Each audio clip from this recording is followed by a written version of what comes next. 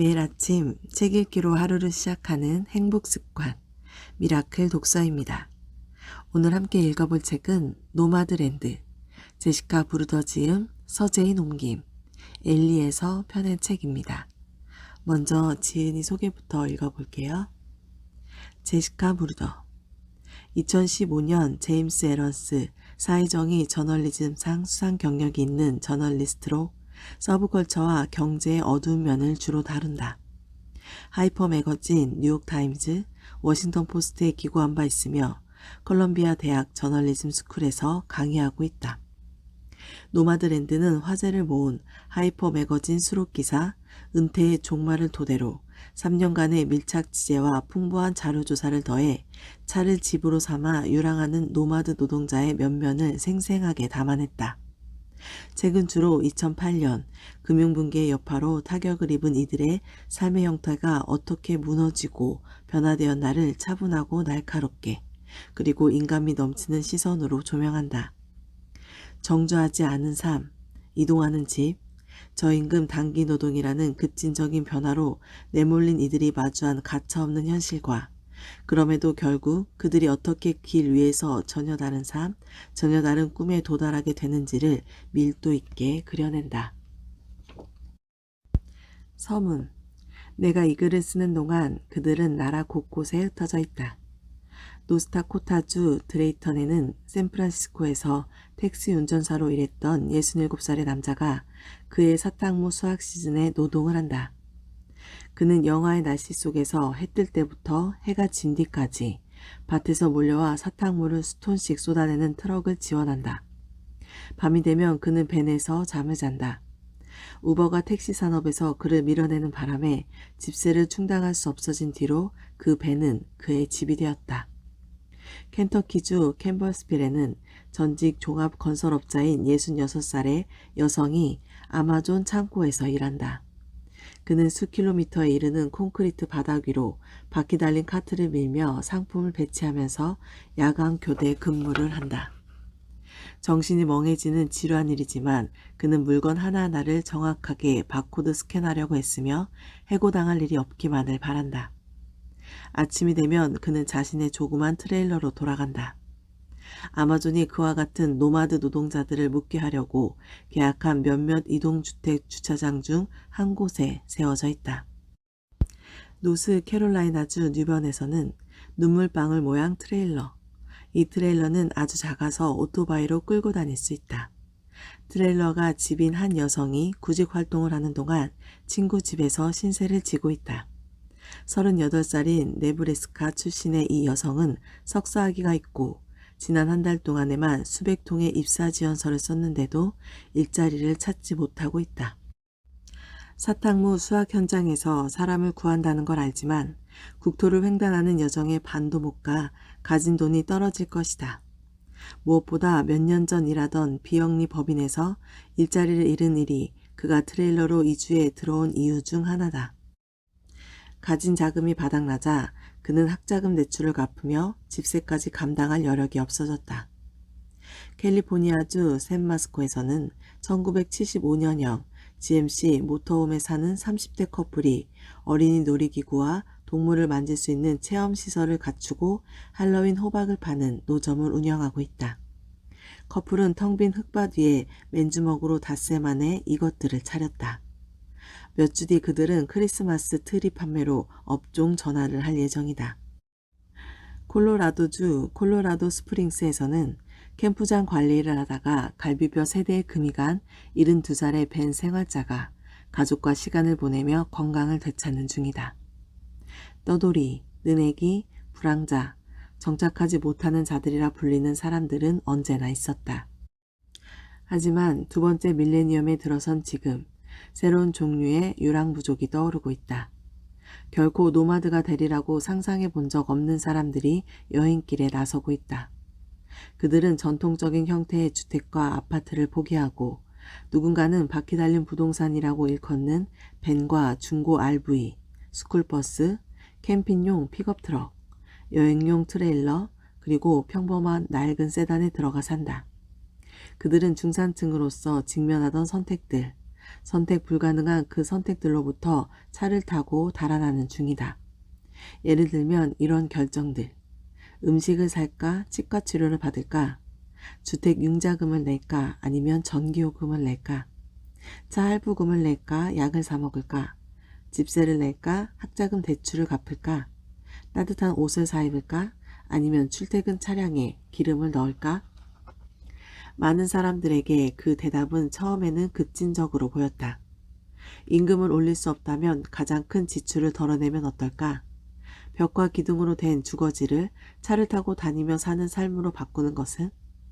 어떤 사람들은 그들을 홈리스라고 부른다.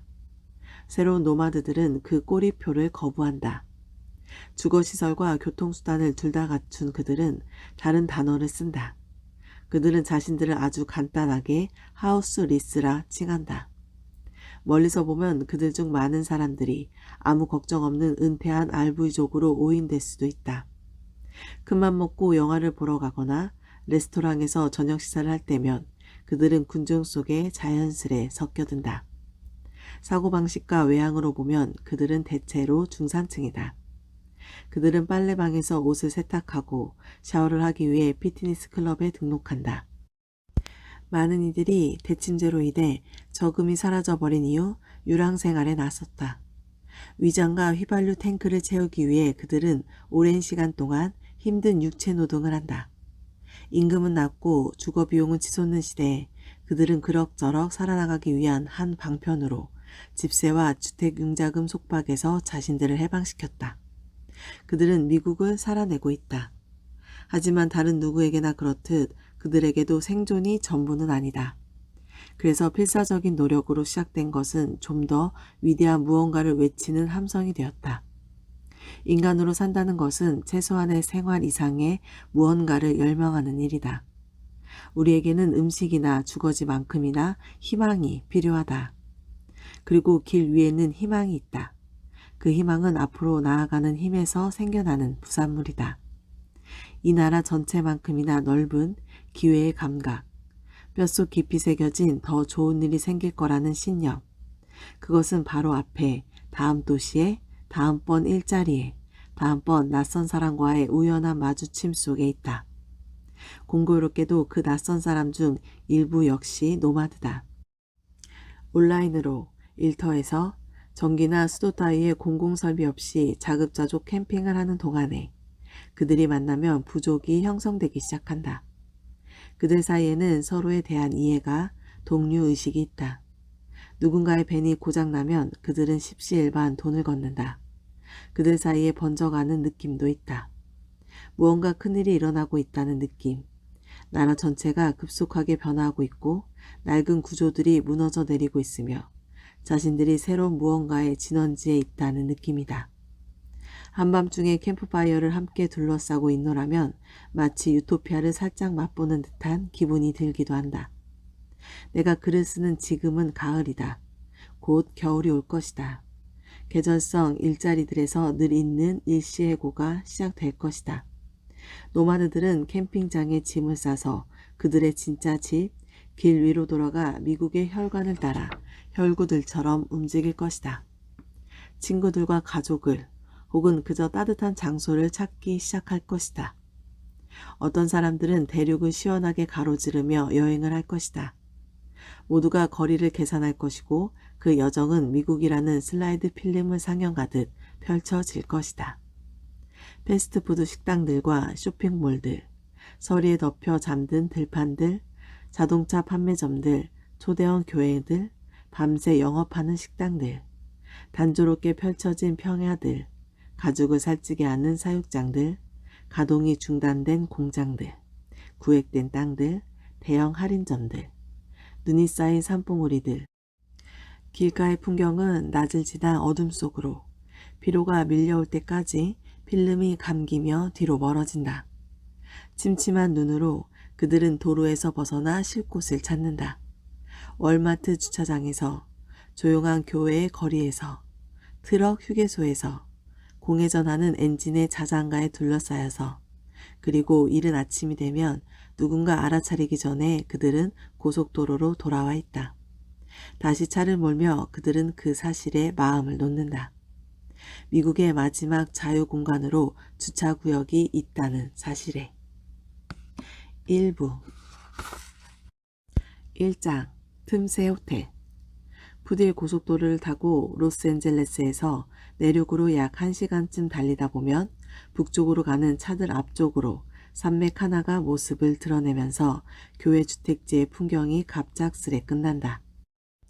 이 산림지대는 미국 지질조사국의 표현으로는 높고 깎아지른 듯한 벼랑인 샌버나디노 산맥의 남쪽 끝이다. 이 지역은 1100만 년 전 샌 앤드레이더스 단층을 따라 일어나기 시작한 지형작용의 일부로 오늘날에도 태평양판과 북아메리카판이 서로를 밀어내면서 해마다 몇 밀리미터씩 여전히 상승하고 있다. 하지만 산봉우리들을 향해 똑바로 운전할 때면 산은 훨씬 빠른 속도로 솟아오르는 것처럼 보인다. 그 광경에 자세를 고쳐앉고 가슴속에 벅차오르는 감정이 일기 시작한다. 마치 갈비뼈 안쪽에 헬륨가스가 가득 차올라 몸이 둥실 떠오르기라도 할 것 같다. 린다 메이는 운전대를 쥐고 장밋빛의 이중초점 안경 너머로 다가오는 산맥을 바라본다. 어깨 밑으로 내려오는 은발은 뒤로 빗어 넘겨 플라스틱 집게핀으로 꽂았다. 린다는 푸딜 고속도로를 벗어나 시티크리크 로드라고도 부르는 330번 고속도로로 접어든다. 몇 킬로미터 동안 도로는 평평하고 넓게 이어진다. 그러다 점점 좁아져 양방향 1차선 가파른 S자 도로로 바뀌면서 샌버나디노 국유림으로 들어가는 오르막길이 시작된다. 이 64살 할머니는 지프 그랜드 체로키 라레노를 몰고 있다. 박살났다가 복구되어 견인 차량 보관소에 있던 차다. 문제가 없는데도 자꾸만 깜빡이는 엔진 경고등에 세심하게 주의를 기울여야 하고 자세히 보면 보닛에 칠해진 흰색 페인트도 눈에 띄는데 우그러졌던 부분을 교체한 것이라 차체의 다른 부분보다 미묘하게 어둡다. 하지만 몇 달에 걸친 수리 끝에 마침내 이 차는 도로주행을 할 만한 상태가 됐다. 정비공이 새 캠축과 리프터들을 설치해 주었다. 린다는 낡은 티셔츠와 방충제를 동원해 뿌얘진 헤드라이트를 문질러 닦는 등 나름 DIY 노하우로 최대한 차를 꾸몄다. 지금 지프는 처음으로 린다의 집을 그가 틈새 호텔이라고 부르는 연노란색 트레일러를 끌고 있다. 모델명이 헌터 콤팩트 2인 이 트레일러는 파이버 글라스로 주조된 유물로 1974년에 만들어졌고 출시 당시 광고에서는 탁 트인 길에는 새끼 고양이처럼 따라오고 길이 험해지면 호랑이처럼 쫓아오는 레저 여행 사상 최고의 성취라고 했다. 40년이 지난 지금 틈새 호텔은 매력 넘치는 레트로 스타일의 캡슐형 생명 유지 장치처럼 느껴진다. 모서리는 둥글고 측면은 경사진 상자 모양의 이 차는 그 기하학적 형태가 한때 햄버거 가게에서 쓰던 양쪽으로 벌어진 스티로폼 용기를 연상시킨다. 내부는 끝에서 끝까지 3m쯤 되는데 이는 한 세기도 더 전에 린다의 할머니의 어머니의 어머니의 어머니를 태우고 미 대륙을 가로질렀던 포장마차 내부와 얼추 같은 길이다. 벽체와 천장에 댄 누빔 장식된 크림색 인조가죽, 머스터드색의 아보카도 패턴이 들어간 바닥에 리놀륨으로는 1970년대 특유의 분위기가 풍긴다. 높이는 린다가 딱 설 수 있을 정도다. 경매에서 $1,400의 이 트레일러를 산 다음 린다는 페이스북에 이렇게 적었다. 내부 높이가 160cm인데 내 키가 150cm다. 완벽하게 딱 맞네. 린다는 틈새 호텔을 빅 에어 레이크 북서쪽 소나무 숲속에 자리 잡은 캠핑장 헤나플랫으로 끌고 가는 중이다. 지금은 5월이고 린다는 거기서 9월까지 머무를 계획이다. 하지만 해마다 따뜻한 날씨를 즐기기 위해 로드 아일랜드 주보다도 큰 산림지대인 샌버나디노 국유림을 찾는 수천 명의 여행객들과는 달리 린다는 일을 하려고 이 여행을 하고 있다. 올여름은 린다가 캠프장 관리자로, 다시 말해 청소부, 계산원, 공원 관리인, 경비원, 안내요원의 역할을 두루두루 다하는 계절성 노동자로 고용된 세 번째 여름이다. 린다는 이를 할 생각에 재취업한 노동자들에게 해마다 주어지는 인상분을 적용해 지난해보다 20센트 오른 시간당 9달러 35센트의 임금을 받을 생각에 들떠있다. 당시 캘리포니아의 최저임금은 시간당 9달러였다. 그리고 린다와 다른 캠프장 관리자들은 회사의 고용정책 문서에 따르면 임의로 고용되긴 했지만 이는 그들이 언제든 사유나 예고 없이 해고될 수 있다는 뜻이다. 린다는 매주 40시간을 꽉 채워 일하게 될 거라는 이야기를 들었다. 캠프장 관리자로 처음 일하는 사람들은 낙원에서 보내는 유급 휴가를 기대한다. 그들을 탓하기는 어렵다. 구인 광고에는 반짝이는 개울과 야생화가 가득 핀 초원이 담긴 사진들이 큼지막하게 들어가 있다. 민간 운영권자이자 린다의 고용주인 캘리포니아 랜드 매니지먼트사의 브로셔는 햇빛이 아롱해지는 호숫가를 배경으로 마치 여름 캠프의 절친들처럼 서로 팔짱을 끼고 밝게 미소 짓는 반백의 여성들을 보여준다. 캠핑을 하면서 돈을 벌자. 캠프장 관리자를 고용하는 또 다른 회사인 아메리칸 랜드 앤드 레저의 구인 광고 배너가 부추긴다. 헤드라인 밑에는 추천사들이 이어진다. 본사 스태프의 체험 후기. 은퇴 생활이 이렇게 재미있었던 적은 없었어요. 우리는 평생 가는 우정을 쌓았습니다. 지난 몇 년 동안보다 건강해졌어요. 신참들은 이 일에서 그다지 아름답지 않은 부분을 맞닥뜨리고는 움찔하고 때로는 그만두기도 한다고들 한다. 이를테면 술에 취해 떠들어대는 캠핑객들 뒤치다거리게 하기, 캠프파이어 자리에서 재와 깨진 유리더미를 삽으로 퍼내기, 요란한 손님들은 재미삼아 불꽃 속에 유리병을 던져 넣어 병을 폭파시킨다. 그리고 하루에 3번 5개 화장실 청소하기가 그런 부분이다. 화장실 관리는 캠프장 관리자들이 가장 안 좋아하는 업무지만 린다는 그런 일로 흔들리지 않는다. 심지어 그 업무를 잘 수행해내는데 약간의 자부심까지 있다. 내 캠핑객들이 쓰는 곳이니까 깨끗해야죠. 린다가 말한다. 난 세균 공포증 같은 건 없어요. 그냥 고무장갑 쓱쓱 끼고 하는 거죠. 린다가 샌버나디노 산맥에 도착하자 계곡의 풍경이 웅장하고도 심란하게 펼쳐진다. 노변은 좁고 갓길이라 할 만한 공간도 간신히 나있다. 몇 줄기 이어진 길을 따라 비탈에 매달린 가느다란 포장도로들을 지나면 아무것도 없는 허공뿐이다. 이정표가 운전자들에게 경고한다. 낙석주의, 과열주의, 다음 22km 동안 에어컨을 끄시오. 하지만 무엇도 린다를 동요시키지는 못하는 듯하다. 거의 20년 전 장거리 트럭 운전사로 일한 이후 린다는 험난한 도로를 겁내지 않게 되었다. 나는 린다의 차 바로 앞에서 캠핑용 밴을 몰고 있다. 저널리스트로서 나는 1년 반 동안 간헐적으로 연락을 이어가며 린다와 시간을 보냈다. 직접 만나는 자리 사이사이에 너무도 여러 번 전화로 이야기를 나눈 나머지 나는 전화를 걸 때마다 린다가 응답을 하기도 전에 그 익숙한 인사말을 기다리게 된다. 린다는 멜로디를 실어 여보세요 하는데 아기와 깍꿍놀이를 하면서 보인다 라고 할 때와 똑같은 음색이다. 내가 린다를 처음으로 만난 건 점점 증가하는 미국의 노마드들, 풀타임으로 길 위에서 사는 사람들의 서브컬처에 관한 잡지 기사를 쓰기 위해 조사를 하면서였다.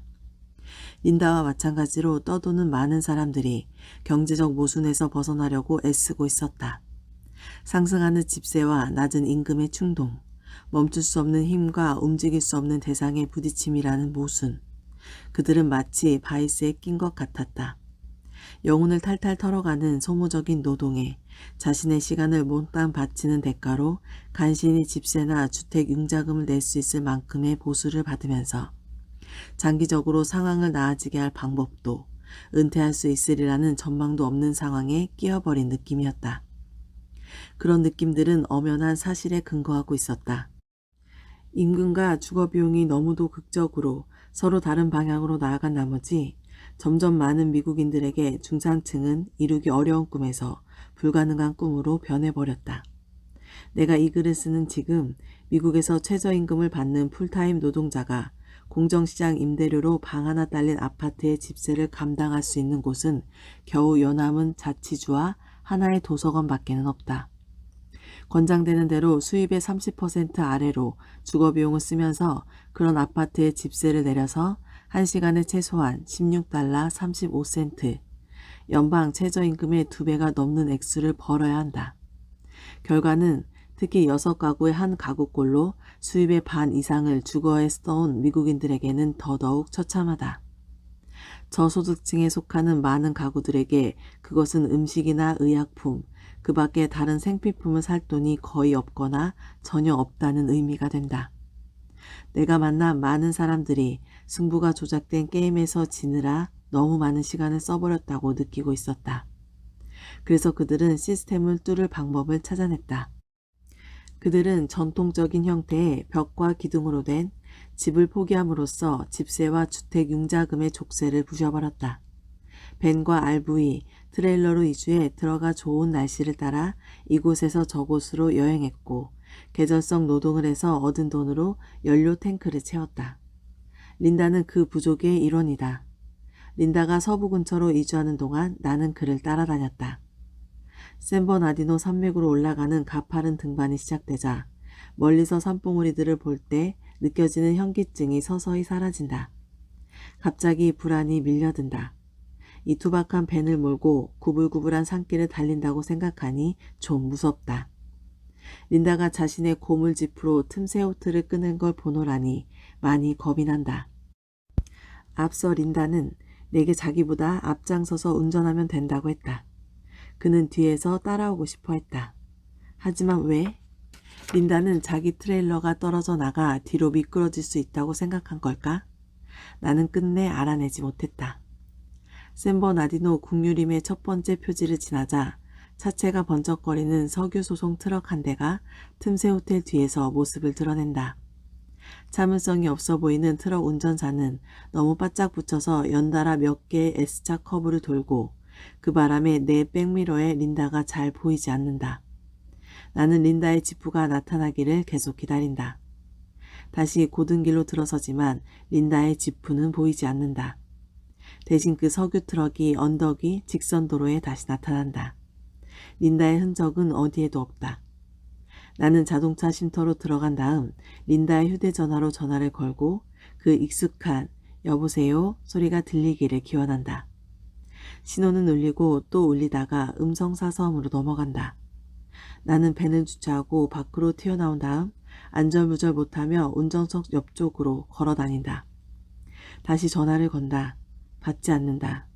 이제 더 많은 아마 대여섯 대쯤 되는 차들이 커브길을 빠져나와 직선도로로 들어온 다음 쉼터를 지나쳐간다. 몇 분이 흘러가는 동안 나는 아드레날린이 터져나와 공항에 빠져버릴 듯한 울렁거리는 느낌을 가라앉히려 애를 쓴다. 틈새 호텔이 사라졌다. 수개월 동안 린다는 길 위로 돌아와 캠프장 관리자 일을 시작하기를 갈망해왔다. 그는 로스앤젤레스에서 남동쪽으로 80km 떨어진 미션 비에오에서 자신의 딸 오드라와 사위 콜린 그리고 모두 10대인 3명의 손주들이 함께 사는 임대주택에 갇혀 있었다. 침실이 부족했기에 린다의 손자 줄리언은 주방 바깥에 있는 문이 달리지 않는 식사 공간에서 잠을 잤다. 하지만 가족의 지난번 아파트보다는 편한 구조였다. 거기서는 작은 옷방이 한 소년의 침실을 겸하고 있었다. 린다는 남은 것을 가졌다. 현관문 옆 소파. 그 소파는 일종의 섬이었다. 가족을 사랑하는 만큼이나 린다는 그 집에서 오도 가도 못하게 된 기분을 느꼈다. 지프가 정비소에 처박혀 있어서 더더욱 그랬다. 린다를 빼놓고 외출할 때마다 가족들 모두가 문으로 나가는 길에 있는 린다의 소파를 지나가야 했다. 상황이 어색해지기 시작했다. 린다는 걱정이 되었다. 저 애들이 나 없이 시간을 보내는데 죄책감을 느끼는 건 아닐까? 자율적인 생활이 그립기도 했다. 아무리 딸네 집이라고 해도 남의 집에서 왕을 모시며 살기보다는 내 집에서 왕으로 사는 게 낫지요. 린다는 내게 말했다. 동시에 건강 문제로 가족이 감정적으로도 재정적으로도 무리를 하게 되면서 린다가 그들에게 의지하기는 더욱 어려워졌다. 린다의 소녀 개비는 몸이 약했고 원인을 알 수 없는 신경계 이상으로 3년 넘게 단속적으로 침대에 누워 생활하고 있었다. 개비는 나중에 자가 면역 질환의 일종인 셰그렌 증후군 양성 판정을 받았다. 손자 줄리언은 제1형 당뇨병이 있었다. 딸 오드라는 심한 관절염을 앓고 있었다. 그리고 그걸로는 충분하지 않았는지 가족을 부양하는 사위 콜린마저 최근 편두통과 현기증이 심해져 직장을 그만두어야 했다. 어느 순간 린다는 떠돌이 노동자들을 고용할 목적으로 온라인 소매업자인 아마존이 개발한 캠퍼포스라는 프로그램을 통해 아마존 물류창고에 계절성 일자리에 지원할까 고민하기도 했다. 그러나 린다는 전에 똑같은 일을 했었고 손에 드는 바코드 스캐너를 사용하다가 결국 반복 사용 긴장성 손상 증후군을 얻었다. 그 병은 린다의 오른쪽 손목에 포도할 만한 혹으로 눈에 보이는 흔적을 남겨놓았다. 눈에 보이지 않는 것은 더 나빴다. 엄지손가락에서 손목으로, 팔꿈치에서 어깨로, 그리고 목에서 끝나는 오른팔 전체로 번져나가는 극심한 통증이 있었다. 200cc 커피잔이나 후라이팬만 들어 올려도 몸서리 쳐지는 통증이 재발했다. 린다는 그 증상이 악화된 건염일 거라고 생각했지만 그걸 안다고 해서 아픔이 사라지진 않았다. 그리고 통증이 낫지 않는 한 린다는 돌아갈 수 없었다. 오늘 미라클 독서는 여기까지 읽도록 하겠습니다. 오늘도 감사합니다.